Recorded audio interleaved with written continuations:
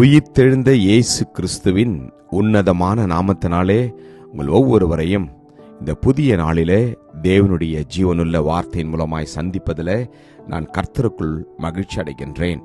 உபாகமம் 26:19 நான் உண்டு பண்ணின எல்லா ஜாதிகளை பார்க்கிலும் புகழ்ச்சியிலும் கீர்த்தியிலும் மகிமையிலும் உன்னை சிறந்திருக்கும்படி செய்வேன் என்றும், நான் சொன்னபடியே நீ உன் தேவனாகிய கர்த்தரான எனக்கு பரிசுத்த ஜனமாயிருப்பாய் என்றும் அவர் இன்று உனக்கு சொல்லுகிறார் என்றான். And that he will set you high above all nations which he has made, in praise, in name, and in honor, and that you may be a holy people to the Lord your God, just as he has spoken. ஆமென். கர்த்தருடைய நாமம் மகிமைப்படுவதாக. ஆண்டவராகிய கர்த்தர் இந்த நாளிலே உங்களை பார்த்து சொல்கிறது, நான் உங்களை மேன்மையாகவும் புகழ்ச்சியாகவும் வைப்பேன் என்று கர்த்தர் சொல்லுகிறார். ஆம், உலகத்திலே நீங்கள் அநேக நேரங்களிலே தள்ளப்படலாம், உலகத்தாரால் வெறுக்கப்படலாம், கைவிடப்படலாம், நண்பர்கள் ஒருவேளை உங்களை வெறுக்கலாம், நம்பினோர் உங்களை கைவிடலாம்.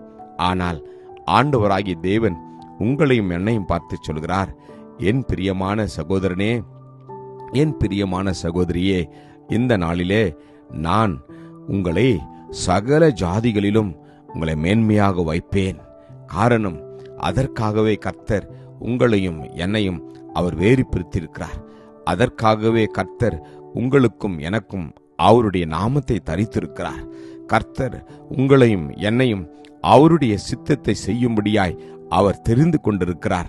எனவே உலகத்தில் இருக்கிற மற்ற ஜனங்களை பார்க்கிலும் கர்த்தர் உங்களையும் என்னையும் அவர் மேன்மையாய் வைப்பார். உங்களையும் என்னையும் அவர் புகழ்ச்சியிலும் கீர்த்தியிலும் மகிமையிலும் சிறந்திருக்கும்படி செய்வாராம். எப்பொழுது இது நம்முடைய வாழ்க்கையில நடக்கும் என்றால், கர்த்தருடைய வாக்குத்தத்தங்களுக்கு நாம் கீழ்ப்படுகின்ற பொழுது, அவருடைய வார்த்தையின்படி நாம் நடக்க நம்மை அர்ப்பணிக்கின்ற போது, வேதம் சொல்வது போல அவருடைய சத்தத்திற்கு உண்மையாய் செவி கொடுப்பாயானால் உன் தேவனாகிய கர்த்தர் பூமியில் உள்ள சகல ஜாதிகளிலும் உன்னை மேன்மையாக வைப்பார். ஹல்லேலூயா. இந்த நாளிலே கர்த்தர் நம்மை ஆசீர்வதிக்க விரும்புகின்றார். ஆம், கர்த்தர் நம்மை பார்த்து சொல்கிறார், இனி நீ கைவிடப்பட்டவன் என்று சொல்லப்படுவதில்லை. உன்னை நான் வாளாக்காமல் உன்னை தலையாக்குவேன், நீ கீழாகாமல் மேலாவா என்று கர்த்தர் நம்மை பார்த்து சொல்கிறார். நம்பி விசுவாசிப்போமா? ஜெபிப்போம். கிருபையும் இரக்கமும் நிறைந்த நல்ல தகப்பனே, இந்த நாளிலே உம்முடைய ஜனங்களை, உம்முடைய பிள்ளைகளை நீர் மேன்மையாக வைக்க போறதுக்காக உமக்கு நன்றி அப்பா.